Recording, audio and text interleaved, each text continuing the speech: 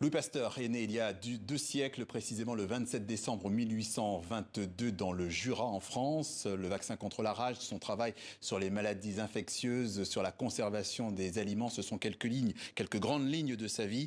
Pour en parler avec nous, Michel Morange, vous êtes biologiste, ancien chercheur à l'Institut Pasteur et auteur de cette nouvelle biographie, Pasteur, publiée en France aux éditions Gallimard. Bonjour. Bonjour.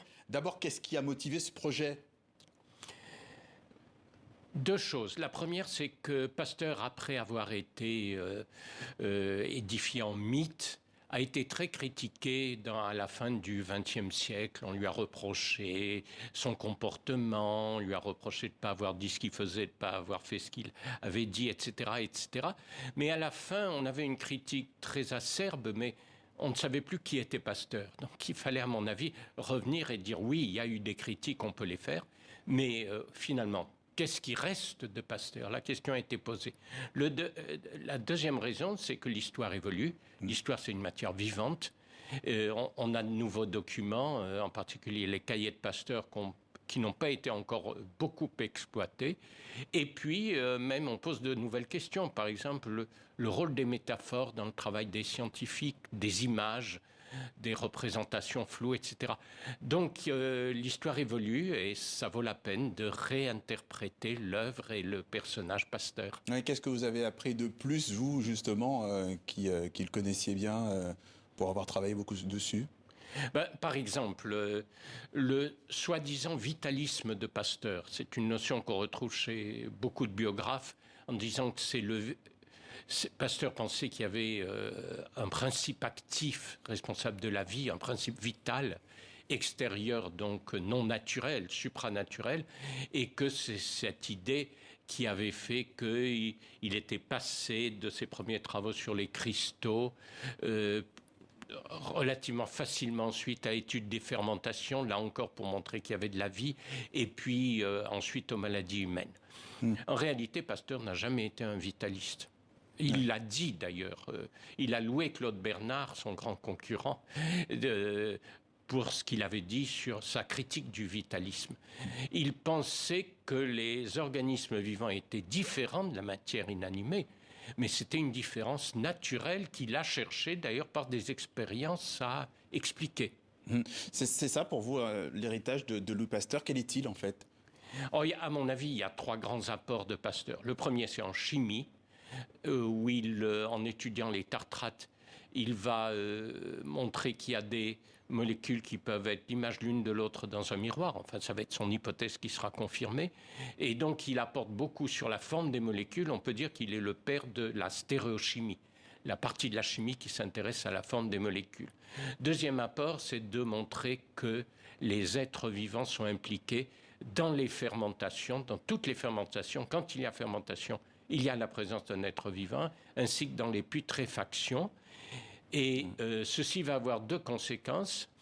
La première, c'est qu'il va en déduire que quand les aliments se conservent mal, c'est parce que probablement il y a des êtres vivants qui se sont mis dans l'aliment et qui vont le transformer, justement le fermenter, le faire putréfier éventuellement. Et il va trouver le moyen de limiter cette dégradation par un léger chauffage, parce que ce traitement tue les micro-organismes, et c'est le principe de la pasteurisation que nous connaissons tous. Et le troisième apport, c'est les microbes, leur rôle dans les maladies infectieuses et la mise au point de la vaccination. Alors, considéré comme l'un des pères de la médecine, vous l'avez dit, Louis Pasteur n'était pas médecin. Non. C'était un homme qui menait des expériences, comme on le voit sur ses peintures. Il faut le rappeler, finalement, il a testé, par exemple, sur un jeune garçon de 9 ans, Joseph Meister.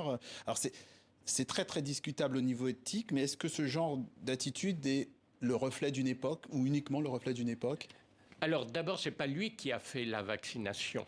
C'est un de ses assistants. Il n'a pas fait de gestes médicaux, parce qu'il savait que, comme il n'était pas médecin, il ne pouvait pas le faire. Ensuite, il avait de bonnes raisons de penser que le vaccin pourrait sauver l'enfant, ou du moins le protéger si par hasard il avait attrapé la rage après morsure par le chien. Aujourd'hui, c'est vrai qu'on ne se contenterait pas d'une conviction, on aurait besoin de tests préliminaires sur un certain nombre de malades. On est beaucoup plus prudent dans la démarche. À l'époque, on était moins prudent. Et quand on avait une idée qui pouvait avancer, permettre de guérir une maladie, on n'hésitait pas à la mettre en pratique immédiatement. Ouais. Je vous ai posé la question de l'héritage de Louis Pasteur. En vis-à-vis, j'ai envie de vous demander qui sont aujourd'hui ces héritiers. Beaucoup de chercheurs en chimie, en biologie, parce que Pasteur a été un biologiste au sens qu'il a mis en avant le pouvoir de la vie. Et on le sait moins, mais il est un des premiers à avoir parlé, même tenté de mettre en œuvre la guerre biologique. Mais la guerre biologique dans le sens d'utiliser une espèce vivante pour pouvoir en éliminer une autre, par exemple, une espèce qui a des effets graves sur l'environnement ou autre. Donc il est un biologiste. Et puis l'héritage, il a aussi, c'est les vaccins, c'est cette médecine préventive. Donc beaucoup de chercheurs dans toutes les disciplines peuvent se revendiquer comme étant les héritiers de Pasteur, plus évidemment les chercheurs de l'Institut Pasteur, oui, la maison qu'il a lui-même fondée. Très bien, très bien. Pour en savoir plus, ce livre biographique Pasteur, publié en France aux éditions Gallimard. Merci Michel Morange. Je rappelle que vous êtes biologiste, vous êtes ancien directeur à l'Institut Pasteur. Merci d'être passé par le journal de TV5 Monde.